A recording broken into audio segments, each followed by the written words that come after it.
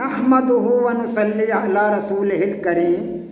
عزیزان محترم، میں Muhammad Aslam Dode, chairman liberal party Pakistan, آپ سے مخاطب ہوں اور آپ دیکھ رہے ہیں liberal party Pakistan YouTube channel. پیش خدمت ہے پروگرام ایمان اور اس کی شاخیں۔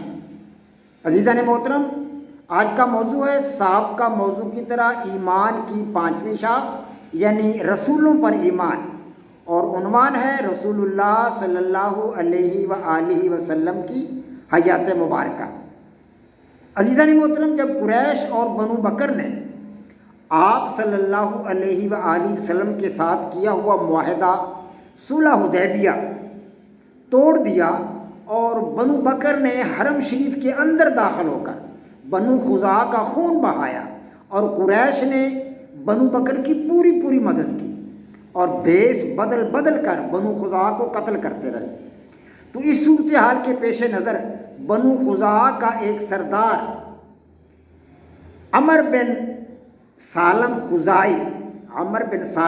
خزاعی کئی سواروں کے ہمراہ نبی علیہ الصلوۃ والسلام کی خدمت میں حاضر ہوا اور اس نے آ کر آپ صلی اللہ علیہ وسلم سے درخواست کی کہ یا رسول اللہ صلی اللہ علیہ وآلہ وسلم، صلح حدیبیہ کے حوالہ سے ہمارا آپس میں معاہدہ ہے اور آپ ہمارے سربراہ ہیں، تو آپ ہماری مدد کیجئے۔ قریش نے اور بنو بکر نے یہ معاہدہ توڑ دیا ہے اور ہم پر ظلم کیا، انہوں نے ہمارے ساتھ زیادتی کی ہے۔ تو آپ صلی اللہ علیہ وآلہ وسلم نے فرمایا کہ اے عمر، تمہاری مدد کی جائے گی۔ تب آپ صلی اللہ علیہ وسلم نے ایک قاصد قریش کی طرف بھیجا اور انہیں 3 شرائط پیش کی۔ یہ 3 شرائط میں نے پچھلے ایپیسوڈ میں آپ حضرات کے سامنے رکھی تھی۔ وہ یہ تھی کہ خزاعہ کے مقتولین کا خون بہا دیا جائے، نمبر 1، خزاعہ کے مقتولین کا خون بہا دیا جائے، اور نمبر 2، بنو بکر کی حمایت سے دستبردار ہو جائیں، یا تو خزاعہ کا خون بہا دے دیں، اگر یہ نہیں دے سکتے تو پھر بنو بکر کی حمایت سے دستبردار ہو جائیں، اور نمبر 3، اگر یہ دونوں کام نہیں کر سکتے تو پھر اعلان کر دیں کہ حدیبیہ کا معاہدہ ٹوٹ گیا۔ یہ 3 شرائط آپ صلی اللہ علیہ وسلم نے پیش کی، تو قریش نے تیسری شرط منظور کر لی اور آپ صلی اللہ علیہ وسلم نے جب یہ دیکھا کہ انہوں نے تیسری شرط کو منظور کر لیا ہے تو آپ صلی اللہ علیہ وسلم نے مکہ پر حملہ کرنے کی تیاری شروع کر دی۔ آپ صلی اللہ علیہ وآلہ وسلم 10 رمضان المبارک کو 8 ہجری 10 رمضان المبارک کو 10,000 مسلح افواج کے ساتھ مدینہ سے روانہ ہوئے اور مکہ سے ایک منزل پیچھے آپ نے پڑاؤ کیا، اور آپ صلی اللہ علیہ وآلہ وسلم نے فوج کو حکم دیا کہ الگ الگ آگ روشن کریں۔ تو ابو سفیان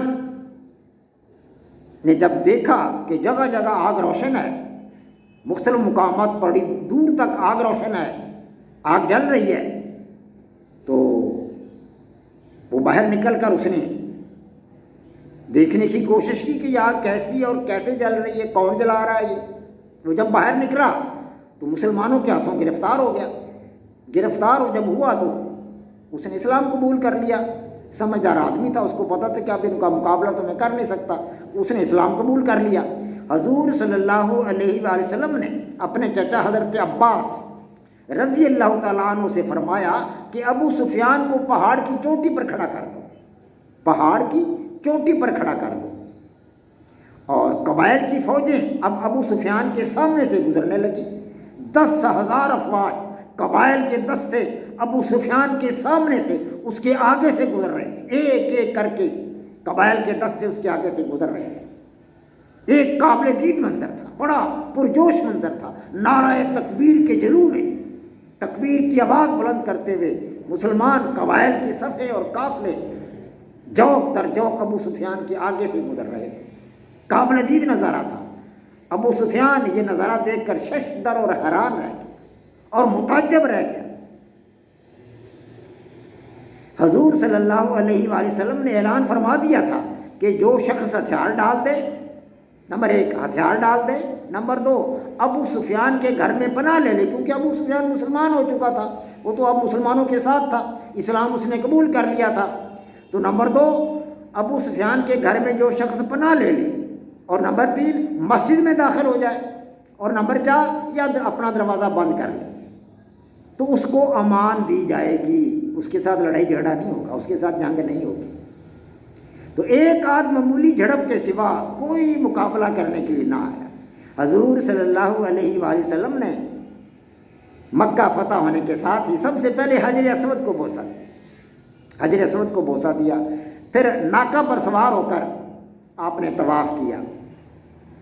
آپ صلی اللہ علیہ وسلم کے دست مبارک میں ایک چھڑی تھی، ایک لکڑی تھی چھڑی نما، تو آپ صلی اللہ علیہ وسلم اس لکڑی سے بیت اللہ کے ارد گرد جو بت رکھے گئے تھے ان بتوں کو ٹہوکا دیتے جاتے تھے اور فرماتے جاتے تھے سچ آ گیا اور باطل مٹ گیا، جاء الحق وزہق الباطل، سچ آ گیا اور باطل مٹ گیا، سچ آ گیا اور باطل نہ پہلی بار پیدا کرتا ہے اور نہ دوبارہ پیدا کرتا ہے۔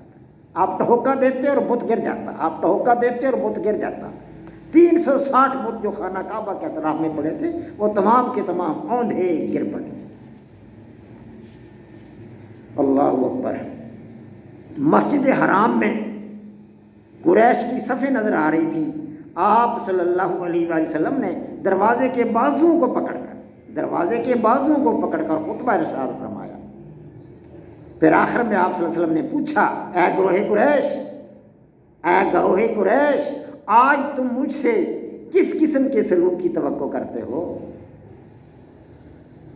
تو قریش نے کہا، سب نے کہا کہ یا رسول اللہ صلی اللہ علیہ وسلم، آپ شریف بھائی اور شریف برادر زادہ ہیں، شریف بھائی ہیں اور شریف برادر زادہ ہیں، اس لیے آپ سے نیکی کی توقع رکھتے ہیں۔